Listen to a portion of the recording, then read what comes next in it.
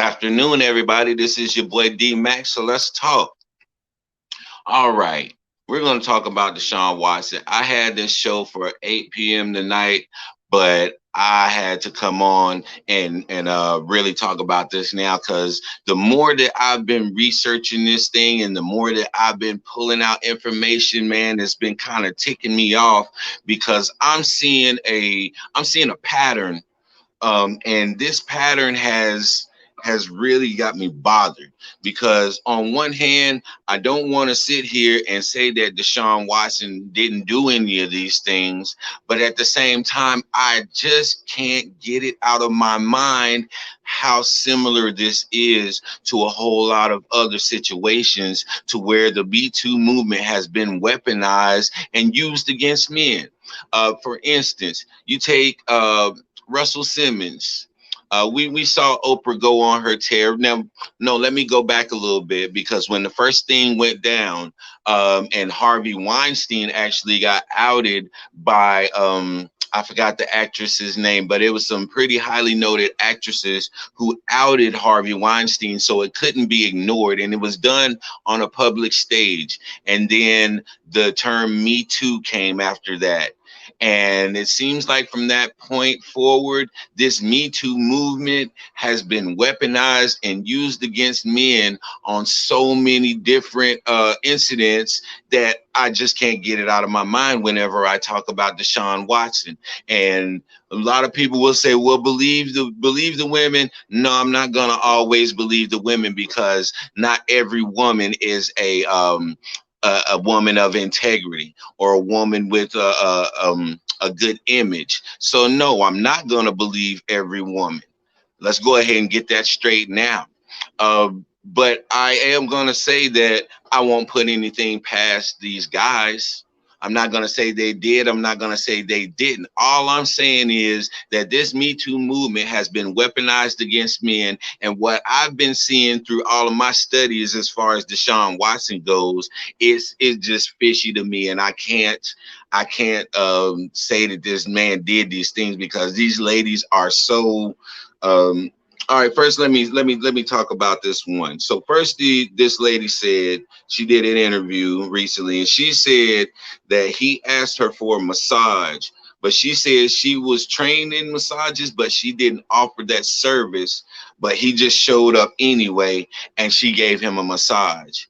And she played it like, oh, I didn't really know who he was, and I had to ask somebody who he was, and I'm from Houston. I've heard the name before, but I didn't know exactly who he. All of these women are playing naive. That's one thing that I found that was a parallel with each one of these accusers is they're playing naive like they didn't know who Deshaun Watson was, and oh, I don't watch football, I'm not into sports, so I don't know who this guy. They're all running with that same narrative right there. That's one thing that caught my attention. Second thing that caught my attention, she claims that Watson's excuse for wanting his glutes and his thighs rubbed was because he does a lot of running and kicking. When has Deshaun Watson ever did any kicking? Yeah, he might have to scramble around in the pocket a lot as a quarterback, but when has Deshaun Watson ever had to kick anything? When have you ever seen Deshaun Watson kick a ball? That's an outright lie. And she knows she lying, trying to add some extra to it. These are the inconsistencies that I'm talking about. And so then she goes on to say that she massaged his pelvic area until he ejaculated and he didn't pay her. He just got up and left. But he tried to solicit her for services again for a few months after this incident. And this happened in 2019.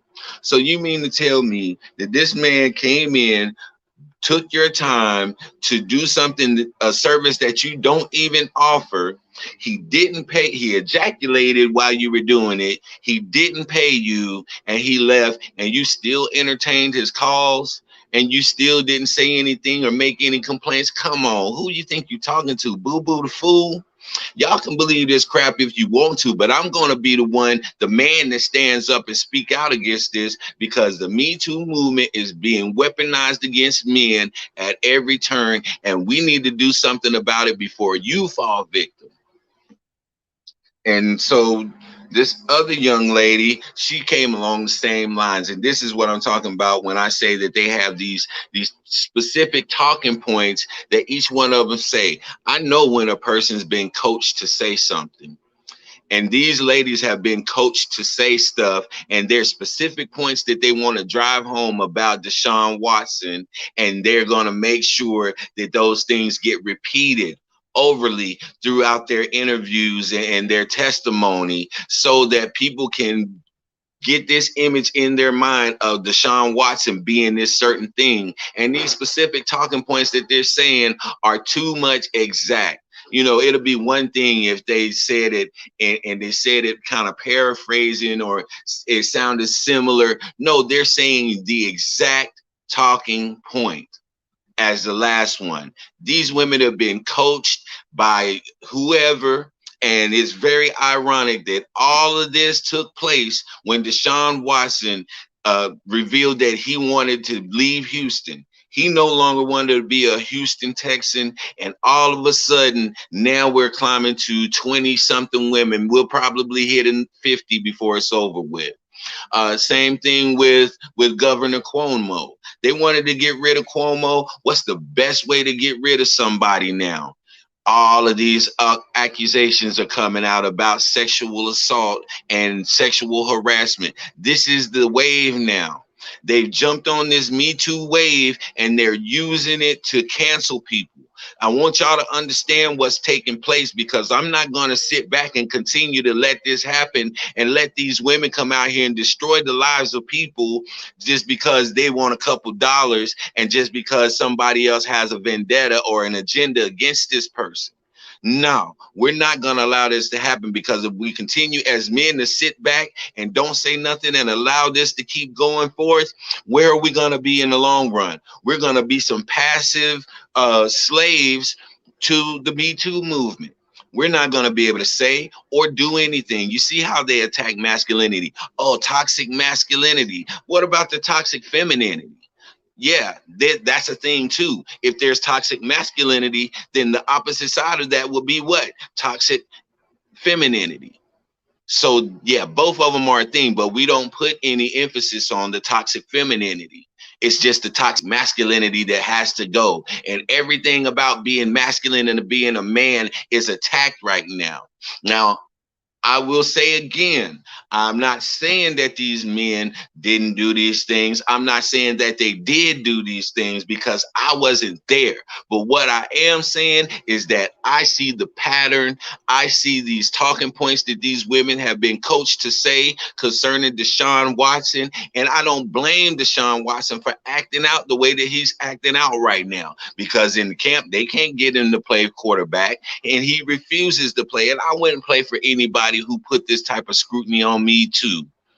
They sick the Me Too movement on the Houston Texans. Yeah, I'ma say it. If won't nobody else say it, I will, because I'm not scared. The Houston Texans used the weaponized Me Too movement on Deshaun Watson for two or three reasons, and I'm gonna give them to you right now. They wanted him to they wanted to get him under their control. Okay, they wanted to have him like, okay, well, if you don't want to play for us, you're not going to play for anybody. We're going to make your stock drop dramatically. And what is he at? Where is he at right now? He's pretty much in limbo, because no other team wants to touch him because of these allegations that's on him. And the Houston Texans are trying to force him to play football for them. And he's in training camp, and they said, this is the funny part to me, because in his training camp, man, he's playing on the defensive side of the ball, playing corner, playing safety, playing everything but quarterback. And they're getting frustrated with it, and they're pissed off, and they want to do something. They really want him to be there. They want him to play there, but he don't want that. And they're trying to get him under their control. So having this over his head, I guarantee you right now, if Deshaun Watson said, okay, look, I'm going to go ahead and play for the Houston Texans, and I'm going to give it 100% my all, I guarantee you that all of those allegations would go away. I promise you, all of those allegations would just disappear. And then those women would be discredited and demonized like those children that Jeffrey Epstein was molesting. You got to see what's going on here. You got to look at the bigger picture of what's happening. Now, people say stuff because Tasha K, she did an interview with one of the women, and she made the statement that, well, I didn't know what to think until all of these women started coming out and saying this thing. But just because a bunch of people say something don't mean that it's the truth. A whole bunch of people can come together and tell a lie. That's called a conspiracy. That's where that whole conspiracy term came from. When people come together to push a narrative for a specific outcome, that's a conspiracy. And this is exactly what it is. So you can call it conspiracy theory or whatever you want to call it. But I'm saying I don't believe these liars. And I see how the Me Too movement is being weaponized and used to try to keep men under control in this country. And it's sickening. We need to put a stop to it right now. We really need to put a stop to it right now. I don't understand why a man would, especially in that industry, and you see what they're doing and you see how they are capitalizing on your sexual proclivities. Why would you even put yourself in those types of situations? Well, that's because they make you feel like it's okay. We all do it. Everybody does it. Don't worry about it. It's cool, until they need something from you or they want to try to control you. And then at that point, they can go back and they have a reference for so many different things. Jeffrey Epstein was the prototype, and he was the prime example of how they get these people in these situations where they can manipulate them and blackmail them. They take them, they give them the drugs, they give them whatever they like, and then they get them around a bunch of females, and they get them in compromising positions with these females, and these females know what their job is and what their task is with this person. And they get them in these compromising positions with all of these different females, and they make a log of it. They make note of it, or they even get videotape of it, and they keep it in their catalog. So whenever they need to pull it out, whenever you're getting out of line, so they can get you back in line and keep you in control. This is exactly what the whole Jeffrey Epstein case is bringing forward and showing to the American people that the American government and this whole entire system does to these people. So how then can you sit here and say, oh, well, it's got to be true because so many women said it? As if 50 women can't lie. As if 20 women can't come together to tell a lie. As if, you see what I'm saying? Man, we have to slow down and really think sometimes, because people will say so many different things about so many different people. And I did a show not too long ago. The reason this bothers me so much is because I deal with children. What's in my heart to do is to mentor the youth. And a lot of times when you're mentoring youth and you're an older male, you get accused of all types of sick stuff. Why you only like to be around kids? What's wrong with him? So I know what it feels like to be accused of something just out of a accusation, just because of a person's simple-mindedness. And it bothers me so much to sit back and see people using something as serious as sexual assault and rape, and they're taking it and weaponizing it and using it against men to try to keep them under their control. It is sickening to me. So I'm never gonna just believe the woman off tops, ever. No, you have the burden of proof. Whenever you put a statement out about somebody, it's just like when you in court with any other case. Now you have the burden of proof to show that that person did what you said they did without a shadow of a doubt. And these women are failing horribly at it. If Deshaun Watson did all this, why is he not locked up? If he's touched all of these, if he's done all of these things and they have proof, why is that man not in jail? Because it's not about that. It's not about that at all. It's about him playing for those Houston Texans. And if he don't, they're going to push this and push this. And even if he don't get locked up or get criminal charges, he's still going to have a tarnished reputation in the league. Teams are not going to want to deal with him because they don't want to deal with that type of media, and they don't want to deal with that type of attention, and so it's going to hurt him. This is the whole point of what's being done to Deshaun Watson right now. It's sad, man. I feel bad for the brother, man. Deshaun, bro, I don't even know what to say, man, because I don't want to try to jump on your side and try to give you encouragement if this is something that you did. But at the same time, man, I don't know. You stuck between a rock and a hard place, Deshaun. But you're acting out in training camp like that is only adding fuel to the fire. It's just making them want to do more to you. And especially when the season starts, because this game coming up this weekend where the Houston Texans are playing the Green Bay Packers. Deshaun's not playing in that game. Everybody knows that Deshaun Watson is not playing in that game. He's not even going to go to Green Bay. Deshaun Watson is going to stay wherever he's at and just chill out and do whatever to continue to antagonize the Houston Texans because he feels betrayed. He feels like, wow, really? This is what happens when I don't want to play for you. Instead of you giving me the opportunity to move elsewhere, you're going to do this to me? And I'll say it again. It is no coincidence that all of this came out after Deshaun Watson revealed that he didn't want to be in Houston anymore. That is not a coincidence at all. So y'all can say what you want to. Jump down in my comments. You can say whatever. I don't care. But one thing you're not going to do is make me believe that these women are telling the truth. One thing that you're not going to do is make me believe that the Me Too movement hasn't been weaponized and used against men to try to keep us under control. You're not going to do that. Man, I feel bad for you, Deshaun, man. I feel bad for Deshaun Watson. I feel bad for Michael Jackson. I feel bad for Russell Simmons.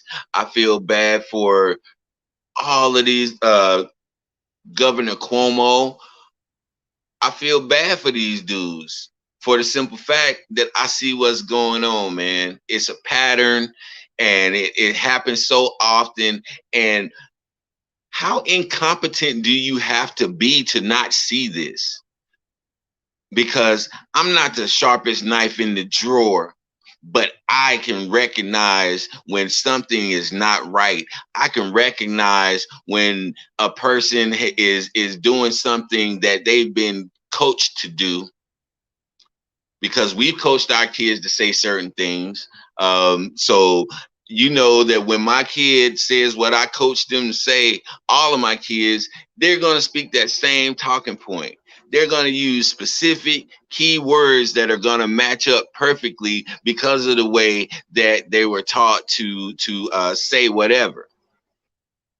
Yeah, y'all can call me crazy, man. You can say whatever you want to, but I believe this wholeheartedly, and I'm just gonna keep my reservations to myself until everything unfolds. Because, like I said, once again, I promise you, if Deshaun Watson decides right now, hey, you know what? Let's end this, man. I'm gonna play for you guys. I'm gonna give it 100%. Try to take y'all to the playoffs and to the Super Bowl this year. I guarantee you that all of these allegations will go away. These women's stories are inconsistent. They're very inconsistent. Some of them don't even make sense at all. But the only thing that links them together is those key talking points that they say verbatim. Each one of them say the same talking point verbatim because they want to nail home that narrative. Yo, man, I'll leave it up to y'all, man. There's going to be more speculation. There's going to be more accusation. There's going to be more stuff to come out about this. But y'all know where I stand. I'm not just believing what these ladies are saying. All right, man. I'm gonna go ahead and let this go. This is your boy D Mac. You know what I say? Sticks and stones can break your bones, but the word can always heal you. I'm out.